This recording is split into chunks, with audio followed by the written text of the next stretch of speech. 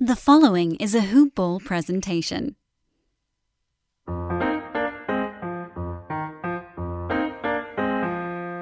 Welcome to the Fantasy NBA Today podcast.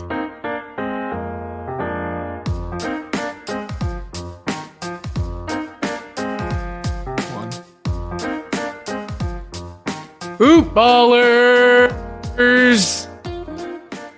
Welcome back to another episode and another edition of Today in Sports Betting.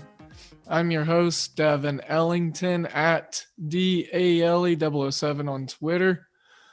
This is a hoop-ball.com presentation and, at Hoopball Gaming on Twitter also. At Hoopball Tweets. Got a lot of fantasy basketball stuff going right now. A lot of championship and playoff runs being set in stone. Trades, next year's stuff, lots of tools and award-winning rankings and in-season tools for you from us. So go check that out. Want to talk about Manscaped also. Show wouldn't be anything without them. Manscaped.com. And go over there, use promo code HOOPBALL20, HOOPBALL20. And go ahead and get some treatment for your balls. Yep, that's it. Just going to be blatantly honest about it. I usually do the nose hair and ear hair stuff, but, you know, Manscaped sends out these funny reads, and sometimes I just can't do most of them because I'm just a curmudgeon, to be honest. But let's talk about your balls and how you can treat them and trim them. You know, the Lawnmower 3.0 has a really nice built-in LED light for your, I think it's called a gooch. You know, you can get in there real nice. The Weed Whacker, dual lithium batteries, so dual motors, tugless technology. I don't know if you've ever experienced tugs in that area, but I'm just saying it sucks. So go ahead and check that out. Check out the other products. They got some shampoos and beard scrubs, travel kits, real nice bags and underwear. Use that promo code HOOPBALL20, HOOPBALL20 with manscaped.com. Get your lawn mowed. So there's that. Of course, there's the premium stuff that I always harp on, but I'm going to leave that one at bay a little bit today. Going to have a really, really fun show. I'm stoked about it for the simple fact that I'm going to have an old compadre of mine on. And, it just seems like Kansas City roots and ties and everything just kind of runs deep within Hoop Ball just because of me, selfishly speaking and being vain. But, this is a friend of mine that, he's gotten me a couple of jobs. He's helped in more than one way with life and sports knowledge. So, it's a good one to have. And he's got his own project going, and it's a really phenomenal one. I wish I was still living in Kansas City because I feel like we'd probably still be doing recordings. And, his name is Ty Jaynes. I'm still trying to get him on Twitter, trying to get the old man on the Twitter machine. But, he is of the Tailgate podcast, and I'm going to let him talk a little bit more about himself now. But again, Ty, thank you again. But I know we've been trying to do this for a little while, but coming at me live from Taps on Main, the bar that we speak of all the time on this show. Oh yeah. First off, glad to be here. Excited to be a part of this. Obviously love everything you guys do at Hoop Ball. Pay attention a lot. You guys have helped me a lot in my DFS game. Especially when it comes to, fantasy basketball and just looking at things from a different angle. It's always good to get different opinions and all that fun stuff. And it just really helps round out the knowledge of what you're doing. A lot of fun. Always recommend it to people. I'm coming hot from Taps on Main because I forgot my mic cord in the restaurant, so I had to come record early.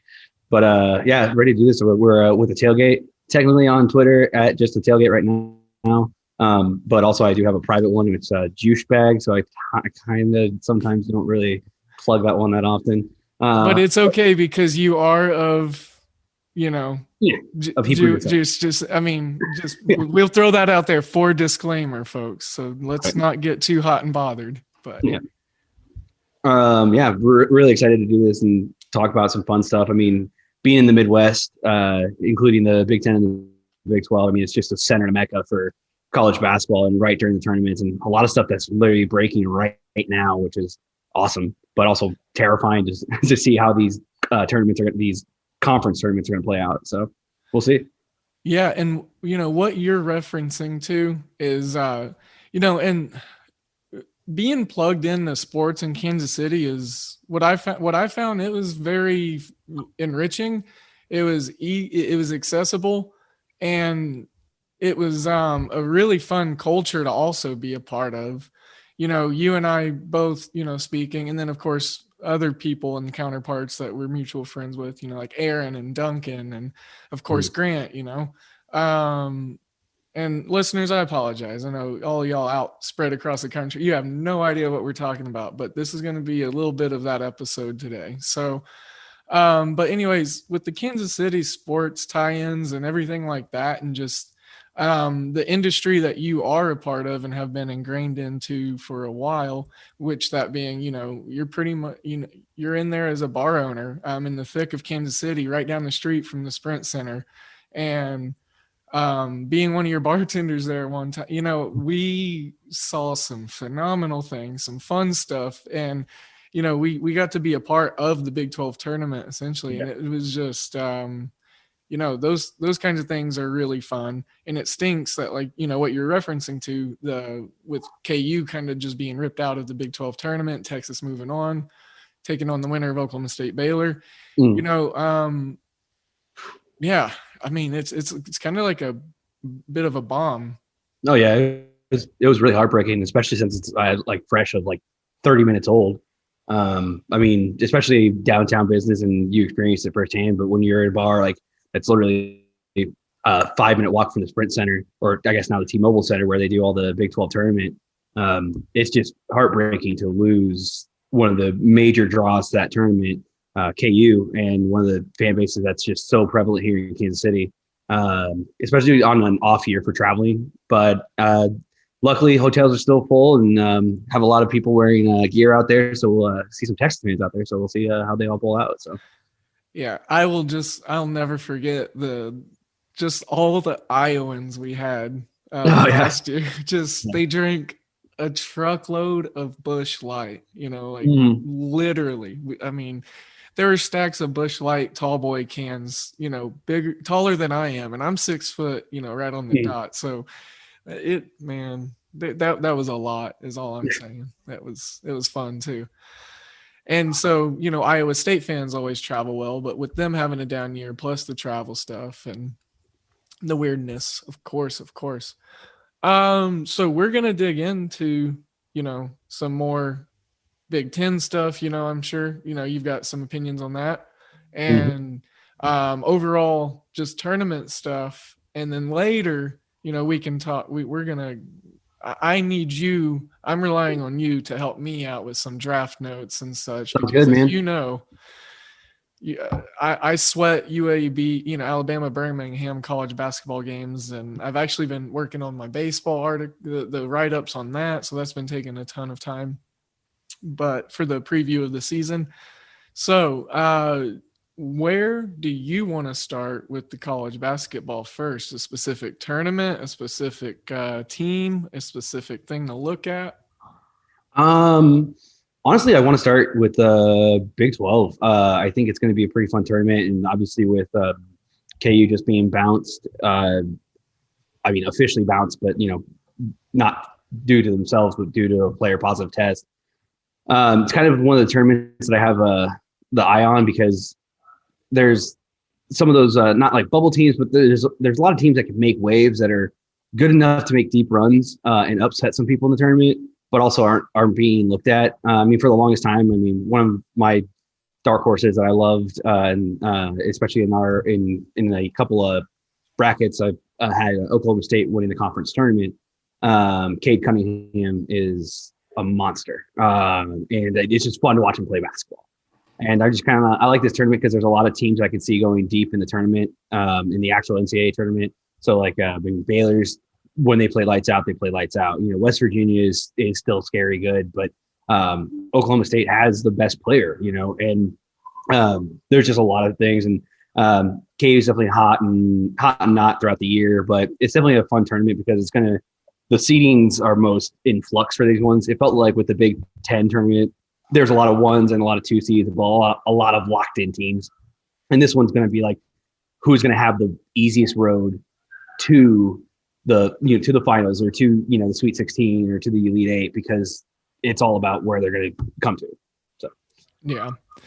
And as we record this show at, let's see what time we start at 1 Central, we're pretty much kind of in the middle of a vortex of college basketball as we speak. And, the Big 12 games being in the evening time, we've had, it was just kind of, it sucks we lost the matchup of the Big 12, but at least we didn't lose the one with the team that you said, that you're looking forward to the most, with the player, most dynamic player in the conference. And I will say, and I don't try to go off of my homerisms too often, but we were pretty much ahead of Baylor the whole game until we lost Cade Cunningham after he sprained his ankle late in that game. We had a good firm fluctuating 6 to, probably 7 point lead down to 5 and 4 at times, against this really, really talented Baylor team. And I think with their return from the COVID stuff, they showed some vulnerabilities, all of which may not be rust based. They just showed them a little bit more. And with an all around decent team like we have, Oklahoma State, that is, I love the take on that, and I'm just hoping for a good game tonight. I'm hoping we don't get blown out, so I'm definitely taking the points though, because I think we were getting 8. Yeah, I was gonna say it was just under like 9 or 10. I remember that much. It's definitely moved in favor of Oklahoma State. I know a lot of people have been backing them, and I'm scrolling through like a madman right now trying to find it. Here we go. Started at 10.5. It's down to 9. So, I mean, that's a lot of movement in their favor. Big matchup right here between the Buckeyes and the Boilermakers, number 9, number 20 battle. Tied 10-10 currently, 15 minutes left in the first half. I know you're a huge Big Ten guy. Michigan, the Wolverines got a nice win. And what was your look on this game before? Oh man, I mean, I was cursing my television for a little bit in the first half when we dropped 12 points to Maryland. And Maryland's a good defensive team. They lack the offensive firepower that I think you really need to have like a deep run in the tournament. But Big Ten always prides itself on like big defensive teams. And they played really well. And this was a very emotional game when it came back. I mean, Michigan being down by 12, but then fighting back to grab the lead in the first half by 2, went on a 16-2 run just to, bring them that back in it. And Michigan's one of those teams that like they might play soft for a second, but they're never down, which is I really like this team makeup. Try not to talk too much about it because obviously I don't want to jinx anything that happens with my boys. But I mean, I love their inside out game. The only issue that this team has, which was glaring at the beginning of this game, was once Hunter Dickinson goes down with 2 fouls and has to ride the bench for a little bit, that bench inside out game really takes a hit, and you really need some of those bench guys to come out and start splashing threes to make sure that you kind of keep up with this game. Juwan ended up getting tossed in the second half. Still no necessarily release on what was said or who said it. But somebody said something to him and he just went at the bench and took 2-3 assists to pull him back, which kind of fueled the anger at the end of the game, where Michigan's always calm, but they're like a calm assertive. And as soon as everything went down, they basically just kind of were like, we're taking control of this game. Maryland tried to fight back, but there's just nothing they could do. They were just completely outmatched when it came to just the outside shot game. And then as soon as Hunter Dickinson came back, they were under their skin, you could tell. And so it started getting chippy, but Michigan pulled it out. Yeah, Mike Smith, grad transfer from Columbia, looked really, really good late down the stretch for them. Big Ten that offense. And there was Juwan Howard had gotten a technical foul earlier in the game. And that was like the quick pull trigger on him, I guess. I was watching the game and I had it up, but I was also doing some research and like getting prep done. And all that good stuff. And I kind of heard what was going on. I like, clicked over to the tab, and I was like, oh, okay. Well, I guess that happened. So, Yeah. but nonetheless, it sparked a fire for them and worked out. So I'm excited to see, for some reason I've had a down belief on Ohio State all year and just haven't really backed them as much as I guess the common bear. But, I've also had a bad time backing Purdue, so I'm in a tough spot in this game. But, man, let's see. I'm trying to throw some games out there that I'm excited for. Of course, Oklahoma State, Baylor. We talked about that. Arkansas, Missouri. Arkansas is back to form. Missouri kind of tapered off, in my opinion. And Arkansas, I've got them winning this SEC tournament. Yeah. So obviously I want to support them in this spot. Yeah. And it was at -3, like I said, when I got it. And it's risen all the way up to -5.5. And so a lot of bets and money coming in on the Arkansas side. A lot of really good NBA talent in this matchup, in my opinion. Not top talent, but it's definitely going to be, the three-headed monster in Missouri, and then Arkansas has got a couple of standouts for sure as well. Have you had any opinions formulated on the SEC this year? Have you seen any of the bracket play out? I've been tuned in. Even though I'm a gigantic Michigan fan, I am a Mizzou alum, and I still kind of I like to check in now and then. I don't necessarily to be honest, I don't like the direction the Mizzou team's headed. They did have some good runs this year. Like you said, I think they tapered off a lot. And I do have them pegged as one of my early outs in the tournament. And as much as painful as it is to say, I just feel like feel like there's those streaking teams that are coming back. Like Arkansas, right there, I have them winning the tournament. And then Alabama, I think Alabama is just one of those teams that can just come from nowhere and just when they dominate the game, and it's just ridiculous like what they can do. So it's one of those things where if they're a later seed, I see them just rolling through teams. Yeah. I was really high, and there was a point in time on this show where it was like every podcast I was talking about Missouri, and I was high on them, and we hit on a few picks in a row. And then they just, they lost Jeremiah Tillman, and it kind of just, that hurt them for a little bit. And then once he came back, it just wasn't the same. And kind of the opposite going on for Arkansas right now. I believe it's Nate Oates who came in to coach them from the Mountain West Conference, but really strong defensive presence. They move the ball, they get it up the court quick, and they are aggressive to the rim. And I really love their style of play. Real quick, I'm just going to update the listeners on as far as, chronologically what's going on with college basketball on the slate. Throw some picks out there real quickly for this cluster of 2:00 games. And and I'm glad I was, because I'm literally looking at the lines right now. Tennessee just moved up to 3.5. I did throw out Tennessee -3 just now in the Discord server with the folks in there. So if you're not a premium subscriber, that's one of the reasons to do so. Adam, I've shouted him out a couple of times. He asked if anyone was on it. I said, yeah, I'm on Tennessee -3. I picked Vanderbilt on Florida the last round. Vanderbilt ended up covering. Scottie Pippen Jr., by the way, plays for Vanderbilt. Huh. Yeah. I thought you might like that little toss out there. Florida, they've looked exposed in a couple of spots. I think Tennessee's length and their stretchability matches up really well with them. And, I got Tennessee being in either the semis or the finals. I think they can beat Bama. They just, it depends on what kind of game Bama plays going into their semifinal matchup. North Texas, Louisiana Tech. Our guy Blake, our first half betting expert, Blake LaWatch, at Blake LaWatch on Twitter. If you're not doing it, go do it. He has got a couple first half bets in this one. He likes Louisiana Tech to win by 1 in the first half, and then for the over to go over 60, I believe it was. Make sure to check those out. Those are some plays that he has formulated. I actually like North Texas to win this game outright.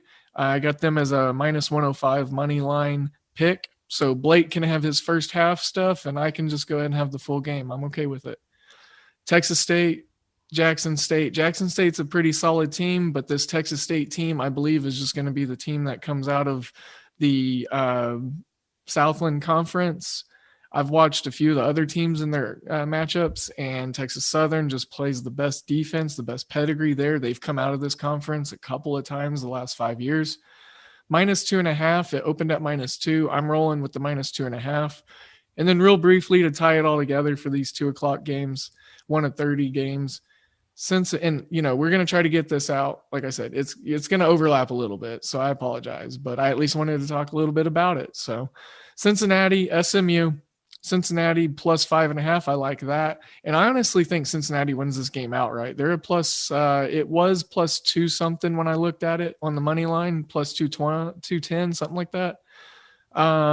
It's down under the $2 mark now. It's plus 190. Yeah, it opened at plus 217. So that's a look that I like. They got the David DeJulius that used to play for Michigan, real good 3-and-D kind of guy. And then if their guards can get going and they, don't let SMU's defense stifle them too bad, then I think Cincinnati can pull the upset. So with that being said, I've got one last game, and I think you'll appreciate it because you love good old classic March basketball. I do. I want to talk about UConn before we talk about the NFL draft or whatever other college stuff you have. You throw out what you got. No, that's fine. UConn and Creighton. With the controversy of, I can never remember Doug's dad's name. Craig. Yeah, Craig McDermott. Craig McDermott, with the drama, that just kind of happened with him or whatever happened. Yeah. I'm already in love with this UConn team. I was so on them in the preseason because they made the jump back to the Big East. Classic UConn March basketball. I've been talking about it for a month and a half, trying to prep for it. I'm hoping, and we've seen bits and pieces of what we've needed so far for a classic March UConn run, and I think that they win this Big East tournament. A lot of these teams are very, very inconsistent and streaky. UConn's probably the most consistent one, in my opinion. And I'm a little biased with lenses of that colored likeness, but I just love what they do. They're getting a point right now. It opened as a pick 'em, but I took them at minus 105 on the money line. They're still there. So the spread is moving, but they're not becoming more of an underdog on the money line. So not a firm belief on Creighton, in my opinion, from the market, being the higher seed. But I love UConn in this spot. Mr. Book Knight, Acock. I talk about him all the time. AK, that's what I call him. He's big. And then you got Mr. Who's their other scorer? Tyler Pauly. Yeah. Thank you. And look for those three to, get stuff going against this Creighton team. And if you shut down the Creighton 3-point shooting, you're in the game. You're in the game. Exactly. Yeah. So did you have any other thoughts on that game? And did you look at it at all? I did. I kind of went with my gut based off the statistics. Like if you looked at the average points per game, they're really they're 4 points apart, which means that, for me, it's like UConn's going to be in this game. And then I just kind of look at the past couple games, where they were at. And they're both on winning streaks, I guess. Creighton won their last 2, UConn won their last 5.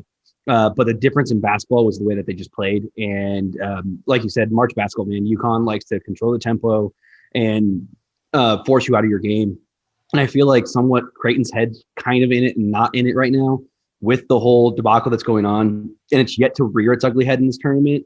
And so I feel like this is the time that it's going to. It's because it's going to be meeting real adversity and a team that likes to take you out of your game. And I feel defensively, UConn's under thought about, and just kind of passed off.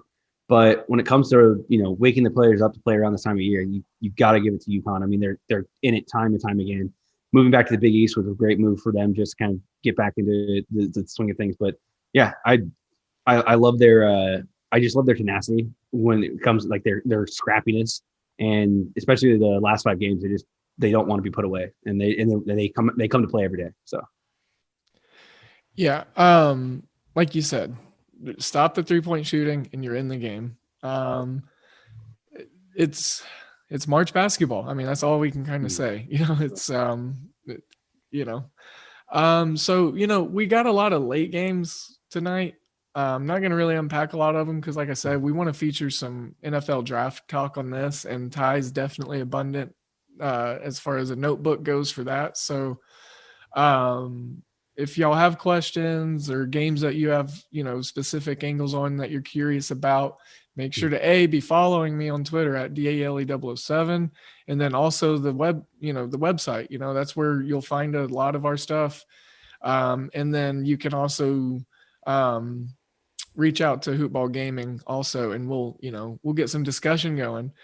Chances are you're going to see information that you don't want flying around anyway. So rather than pack it all in one episode and just throw it at you, we're going to kind of spread it around through multiple outlets. And one last note on college basketball, and we'll go ahead and get on moving. We started the day off with the wager pass losing. So I'm off to a 0-1 start for minus 2.7 units. So we're going to try to win those back with some nice mid-major action. Spoiler alert, Nicholls State. So, all right, NFL draft transition here. And actually, before we do this, Ty, I need to talk about my bookie, because this is actually a good premeditated ahead of the curve move here, because my bookie, they aren't doing it yet, promos and such, but they run some really awesome NFL draft stuff that kind of correlates with our draft game that we play every year. I can't call it a game. I mean, it's like it's more than a game, but nonetheless, yeah. You go over to mybookie.ag, use the promo code HoopBall, just all caps, HoopBall. Get in there.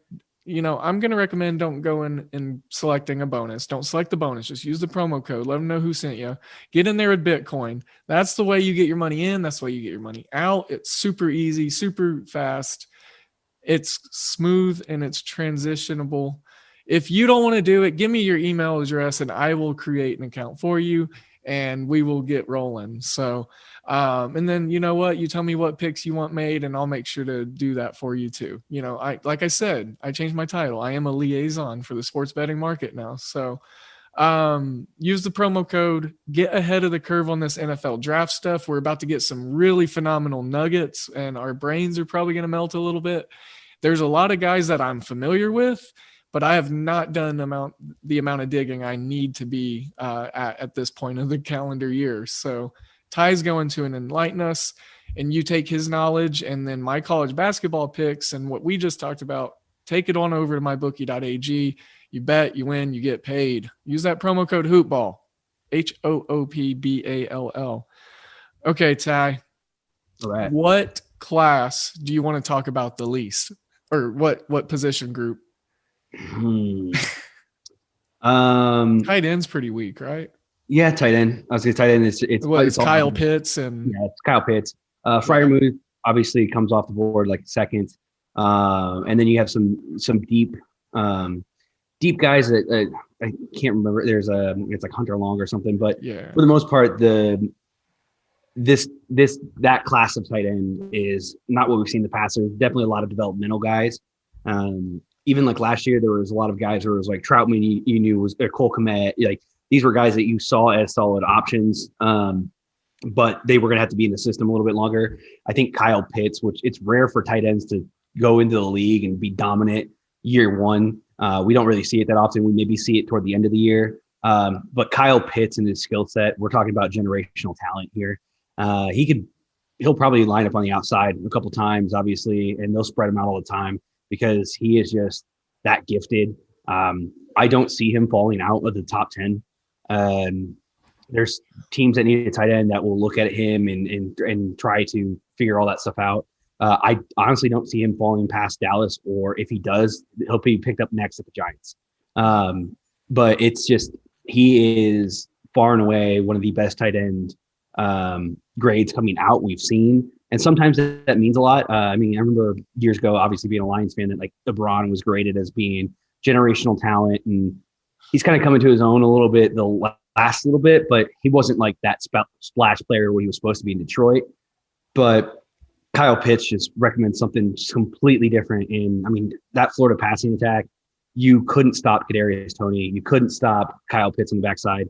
And Trask is one of the lower quarterbacks coming out off the board. Basically, they think he's just a splash with a big arm, and that honestly his game was made up because of Kadarius Toney being able to heave the ball to him and having such a reliable weapon when it came into Kyle Pitts. And ball skills, he's ridiculous. Body control, contested catches.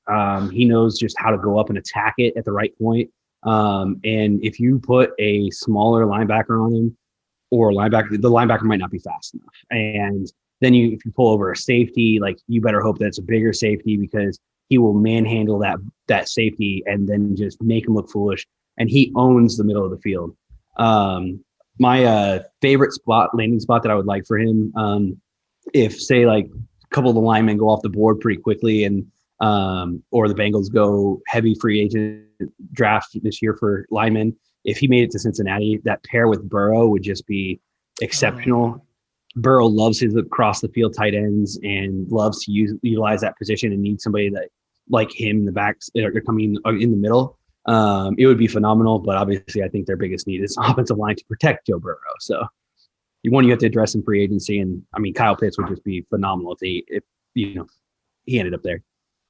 Now you're talking about some of these offensive line products and all that.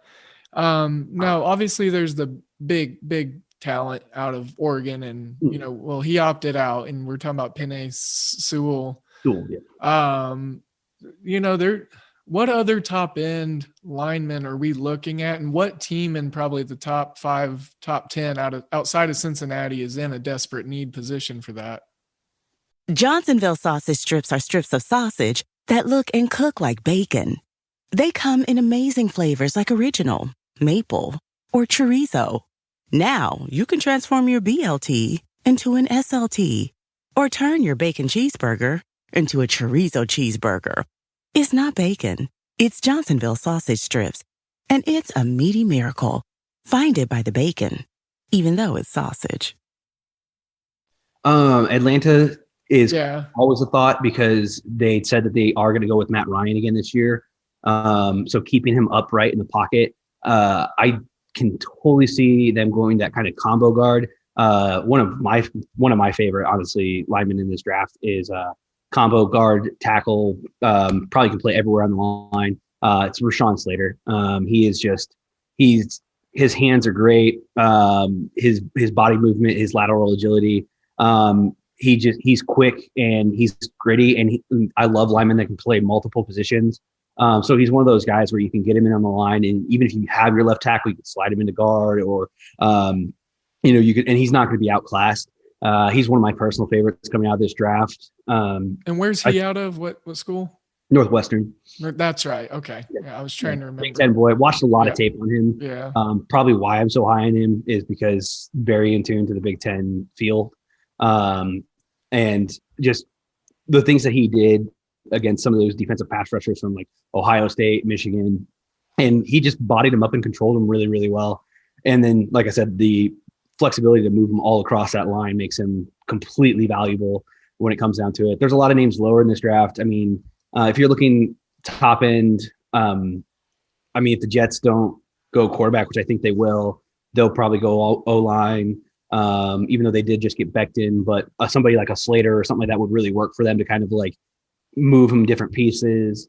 I would say other than that, Detroit's in complete rebuild, so they'll take best player available. So if Penei or Rashawn Slater fall there, they're most likely probably going to go wide receiver though.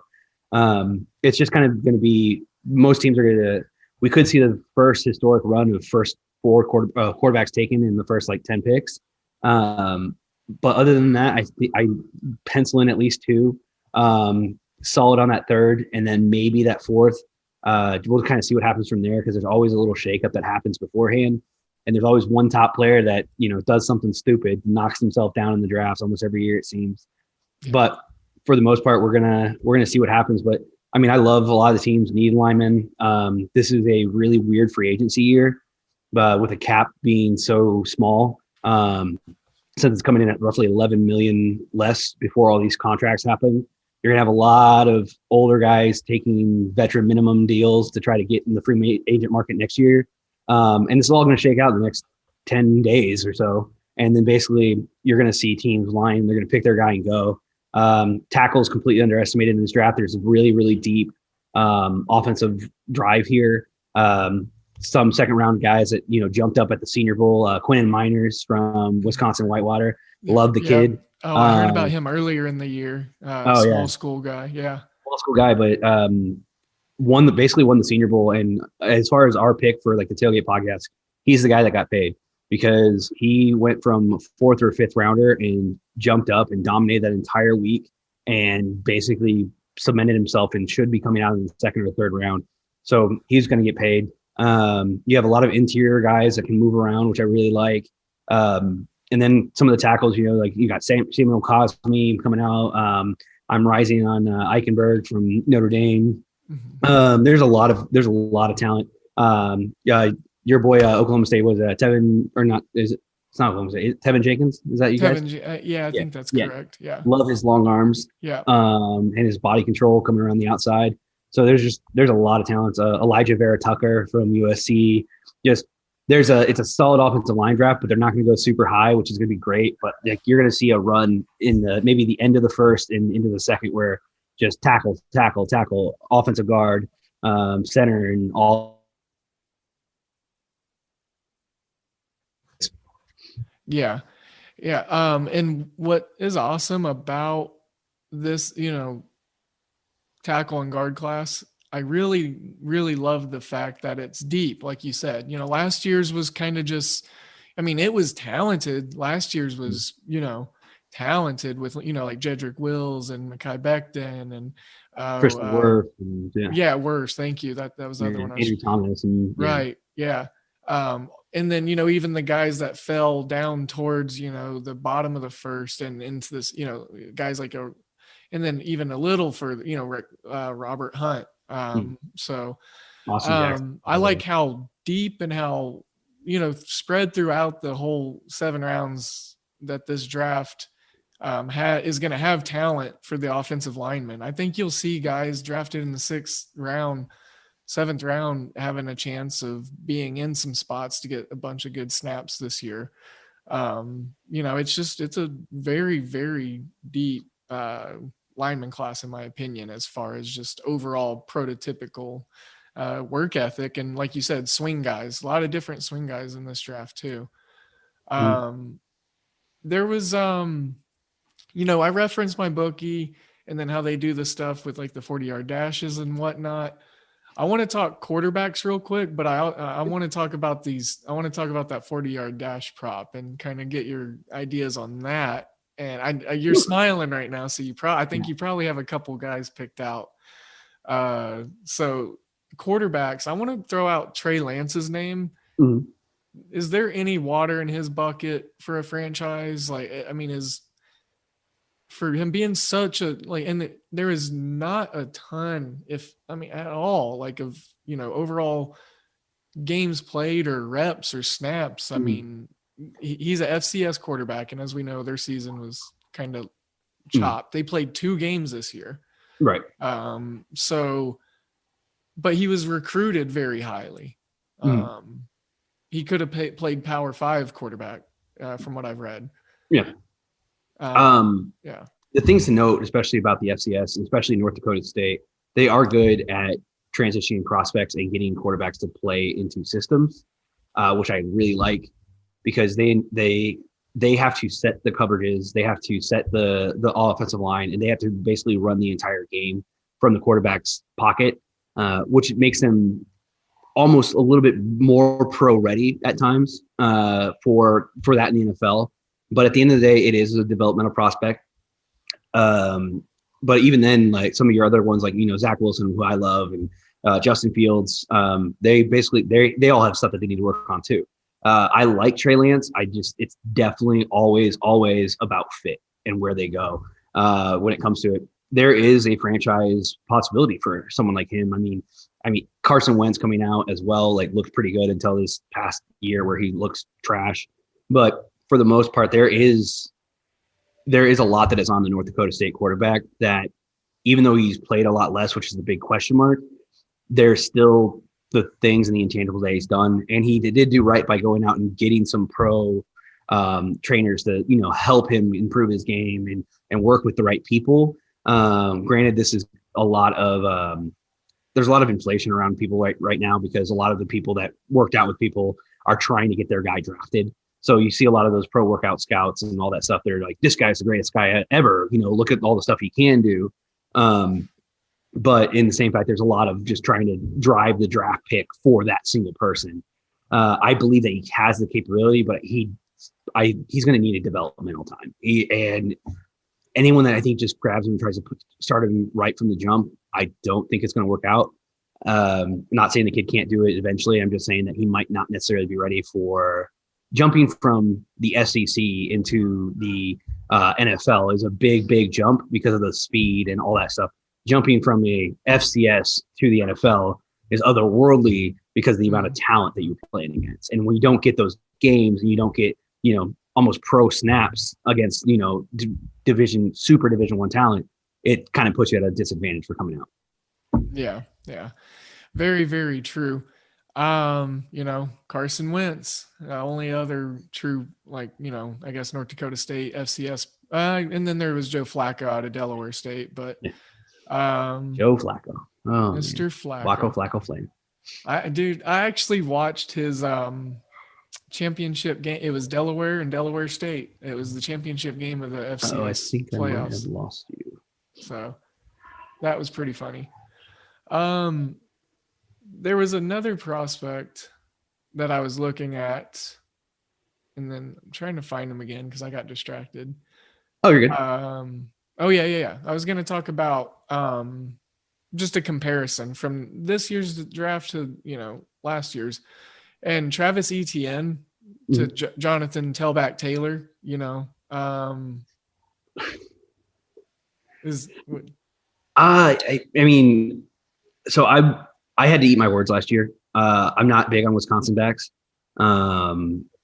It's been one of those things with me. I've seen time and time again that they come out and they don't do anything because there's so much, usage in college. Right.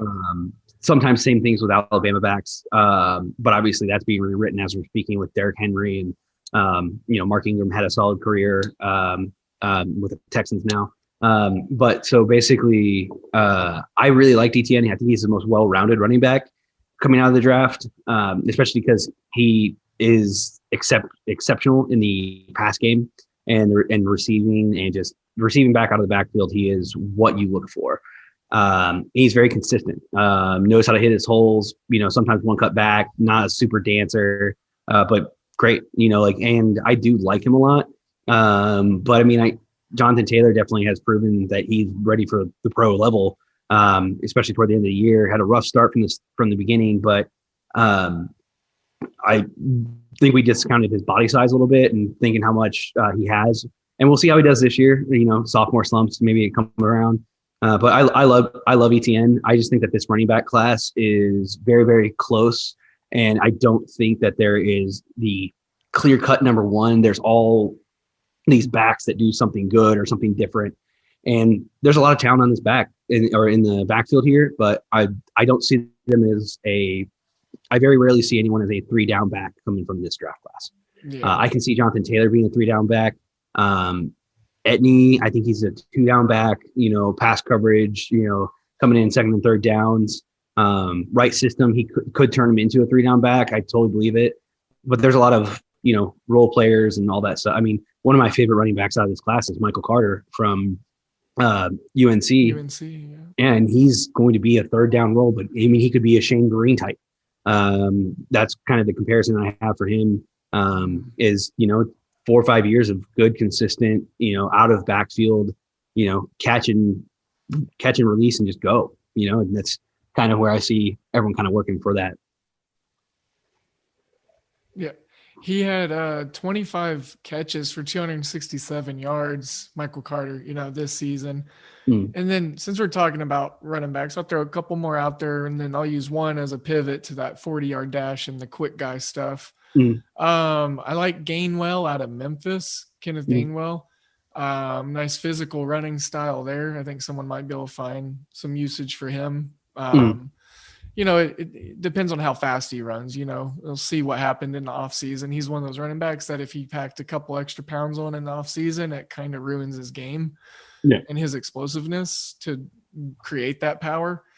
And then you've got, I've talked to you about him a couple times already, but I'm just in love with him. And I've talked about him while handicapping Buffalo games in the college football season, and that was Jarrett Patterson. Just complete, joystick like running back. And I say that disrespectfully almost, because he is very complete, and I would watch a Buffalo game a week just to watch how he positioned himself with his quarterback, or how he would take play action handoffs, just the way his upper body would move on 3 or 4 runs in a row, or just, and it just was impressive. Like everything that he did, it was fluid. It can be jittery or jitterbuggy, but I mean, he is deliberate with his cuts. His pass catching is really good. And he is a very smart running back also. And I like how he can sit in zones. I like how he's also able to break off man coverage, and then how he sees what blitzer might be coming, and he picks up the gap penetration a lot better than some of the other running backs that I noticed in college football this year. So, he's really fast. Right. Patterson is great. I love almost that shiftiness. Shiftiness and agility is like you said, it's unrivaled currently for him, where he does seem like sometimes he makes too many moves, but a good running back coach will calm that down. But also in the same fact, we said the same thing about LaShawn McCoy coming out, and he needs to stop dancing. He just needs to hit the hole. And that led to a very good career for LaShawn McCoy, because he was so elusive. And sometimes that you can't teach that type of body control. Obviously my favorite running back of all time, Barry Sanders, grew up watching him as a kid, loved how he could just turn and cut on the dime, and being that elusive is a rarity. And if he continues that in the pros, and you're looking at a day 2, day 3 grade on him, that, there's a lot of other people that are going to take different talents. So he could be that 3rd or 4th round running back that it gets drafted and then becomes like an instant playable candidate. And like you said, the joystick, I mean, going back to people like Dante Hall, Tyreek Hill, like that's what the NFL is going around about this year, is like the NFL is all about those guys that can make people miss and make plays. And Patterson is one of those guys.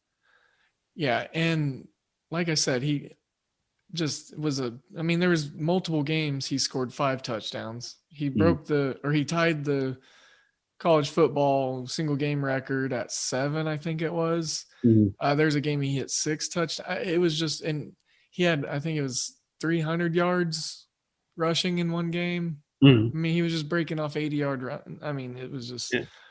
He's that guy that once you get to the open field, you can't catch. Right. Very Raheem Mostert-ish to me.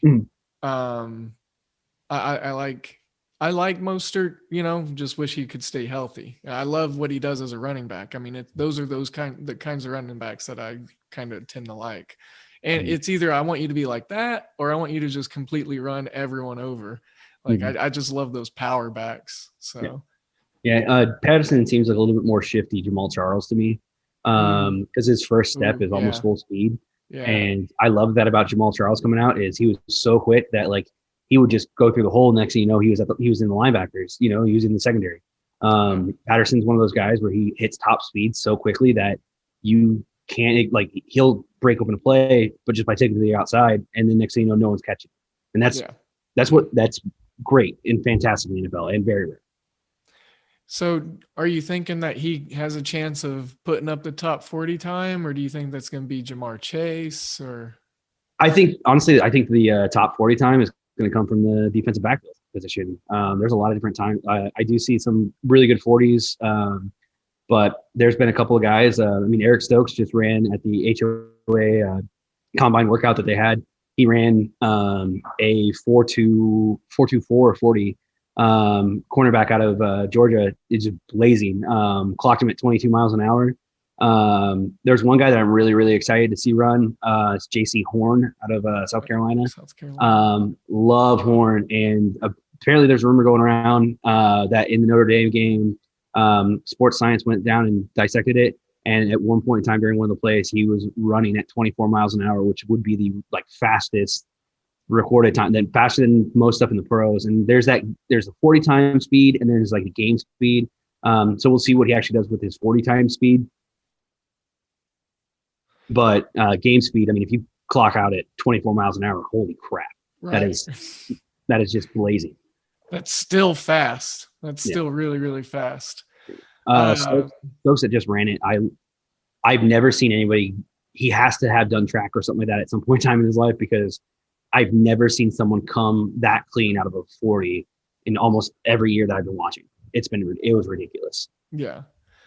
Well, that'll, the way you come out of it's going to be obviously huge, and getting a really, really good time and a sub, 4 time or whatever it is they shoot. It seems like 4.25 is like the target now, and pretty common. It's like guys just keep getting faster and faster and stronger and stronger. 4.3 is much needed. It's like people are like, yep, it just cements the draft. I do think the 40 is overrated when it comes to the combine stats, because there's so many other drills that I want to see be more focused on, like the 3-cone drill, or just like the vertical, like just sometimes obviously for like linemen, the bench press. But I do think the 40 is overblown because run rich run, in my personal opinion. But it's a staple, and it shows something. It at least shows raw speed, and speed can make up for mistakes. Chad Surratt, one of the linebacker out of North Carolina, he is a fast linebacker. He's only been playing linebacker for 2-3 years, and he was out of position a lot in North Carolina, but he was able to correct it by being so much faster than everyone on the field that he would still get up there and make the play, or be able to fix it by being out of position, because his speed overcame his lack of knowledge. Yeah. You see that in some guys, but unfortunately with the NFL, it's hard to, it's when everyone's got that same closing speed, or that same set, or that mirroring separation speed. But yeah, it's funny you brought his name up, because I was actually scrolling through some guys and looking at some notes and stuff, and I was actually just coming across his name.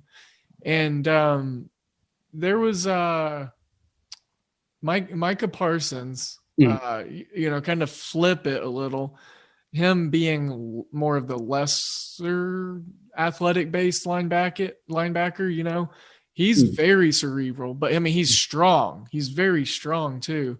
Smart linebacker out of is Penn State, right? Yeah. Penn State. And I was very impressed with just about every snap I saw him take. And he's one of the more top end prospects in this draft out of the linebacker spot. They consider him a top 10 talent. Yeah, in the whole draft, the only issue plaguing him is behavioral. A couple of things he was involved in Penn State, and some of them being violent issues. It's one of those things where it's like, is that going to translate well to the pros?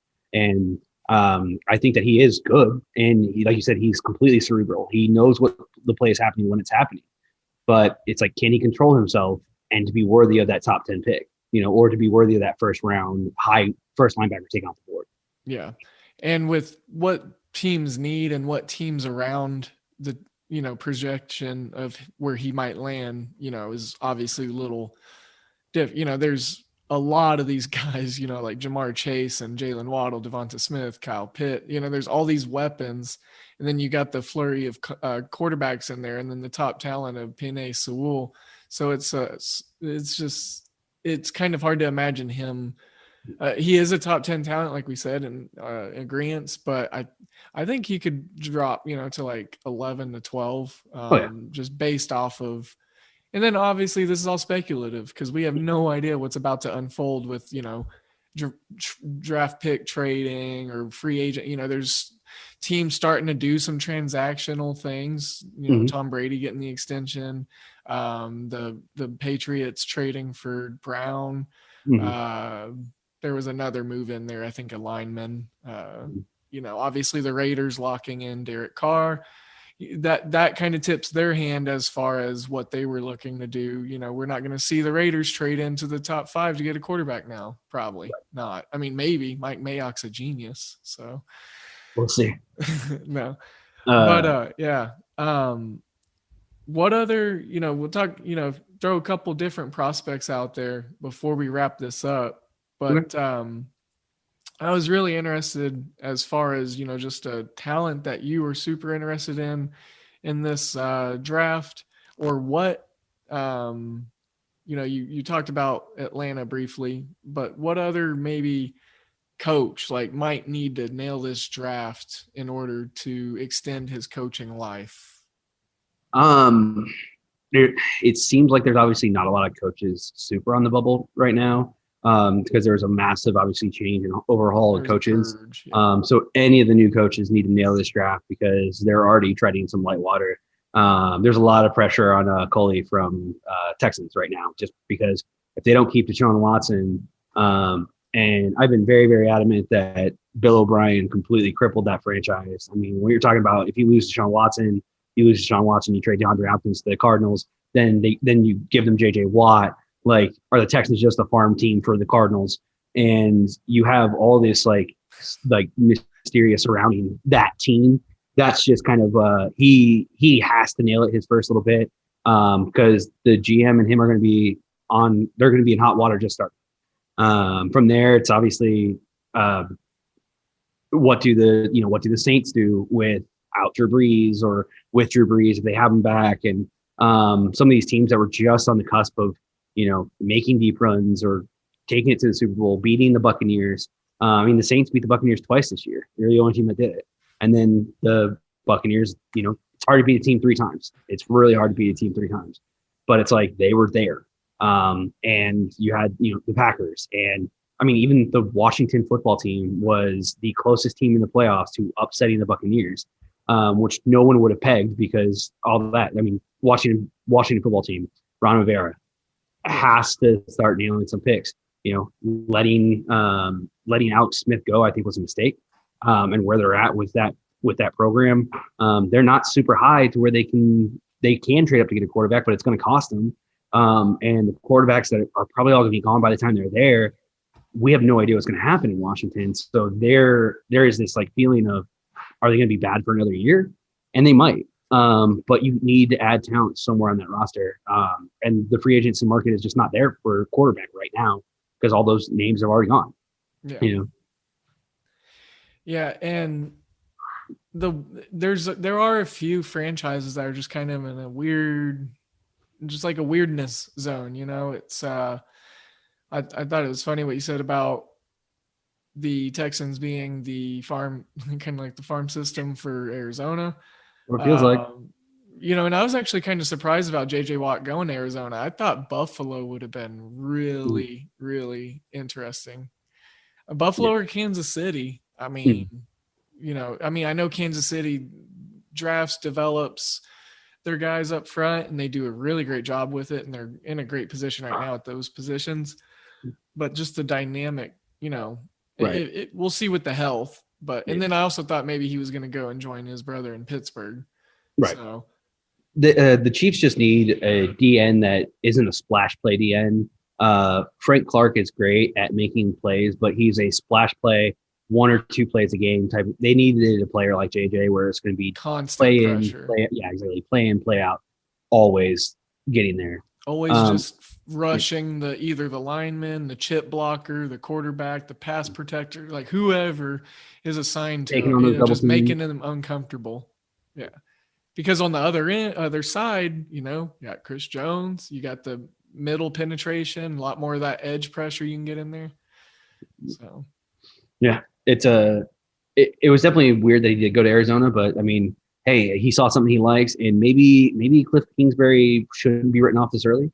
I feel I didn't see a lot. I saw Kyler be good last year, and I saw obviously him be able to use DeAndre Hopkins, but I didn't really see any pro level coaching from Kingsbury throughout the year. I saw the fact that and it can happen, but he relied a lot on talent that he had. But some of the better games they had and better plays they had, like the one they played against Buffalo, were great players making great plays, and that's Kyler Murray escaping the pocket, who I think is the best running quarterback in the NFL because he's an actual quarterback, not just a running back that plays quarterback, Lamar. But I feel like that play, Kyler Murray to Hopkins was great players making great plays. Buffalo played that great. You just can't out-hop Hopkins. That's it. Yeah. He went up and got that one. That was a good game to catch live. I really, really enjoyed that. I'm glad I was able to watch that game. Mm-hmm. Because it went, it was like Buffalo scored the touchdown and then they just came right back and just that heave, he just like javelin through that football and then it landed in Hopkins' hands the most perfect way. And it was like really close to the goal line too. Like he fell horizontally just on the other side of the goal line. So luckily he didn't get forced out. But, right. Well, Ty, man, we talked a good amount about college basketball. We talked a good amount about, just different Kansas City stuff and draft prospects and all that good stuff. I always hate this part of the show, but it's like the unfortunate ending, like the bittersweet symphony, or like the closing time playlist that you have, at Taps. So it ends. It's like once you hear the first song, it's just kind of like, oh man, it means it's that time. But man, I really love what you guys are doing with the Tailgate podcast, obviously. So listeners, make sure you check them out at Tailgate at the Tailgate podcast. Yes. Okay. I want to make sure you get that in there. And then just draft stuff, reach out to Ty on this and just pick his brain because it's completely dumbfounding what he knows. And again, like I said, a really good close friend of mine, was so happy to have him on. And I'm sure it won't be the last time. I'm absolutely positive of that. And stay tuned for maybe a Saturday podcast. I think I just decided in my brain that I was going to do that and talk about college games. So I said it now in recording, so I probably have to do it. So yeah, look out for that, guys. I'm going to talk about like 60 college basketball games. Again, Ty, let's get a good farewell plug in for you. Just again, name, sex, ASL. Like the old chat rooms. Oh man, AIM coming back with that. Making me feel old here. Right. Hey, they closed all those chat rooms out, so there goes parts of our childhood. Right. Yeah. Obviously look me up on the Tailgate podcast. Also big shout out to KCPN, kind of a network we've been working with right now. Got some big news coming for that. Follow KCPN if you're looking for just some fun stuff. Big news coming on the 22nd of March. And then from there, it's just, Tailgate. And then if any questions, let us know. And I'd be happy to come on and talk draft or anything like that ever again. So, yeah, absolutely. And, I want to tie into your shout outs and your plugs again, because, KCPN, again, we're just throwing common, regular old, like, common's not the right word, familiar, like Kansas City Podcast Network, like, we know what that is. So go check out KCPN, Kansas City Podcast Network, y'all. And then, like, look out for the big news. I'm excited for what's to come for the podcast and for you guys. So I'm excited to keep dinging these home and homes back and forth and playing ping pong and getting some really great coverage together. So I think Kansas City's in good hands with you guys, that's for sure. And then if you're in Kansas City, go eat at Taps on Main and drink some beers and stuff. Like you got to get that stuff. So phenomenal beverages and awesome people like Ty. So, all right, Ty, I'm going to go ahead and politely hang up on the call here. But again, thank you guys. You remember where to find us. If you don't remember, at DALE007, at Hoopball Gaming, hoop-ball.com. Use those promo codes, leave the 5-star reviews, all the other stuff that podcasts do when they don't know how to say goodbye. Goodbye. Sending good vibes, good energies. Y'all have fun. Be positive this weekend. Take care.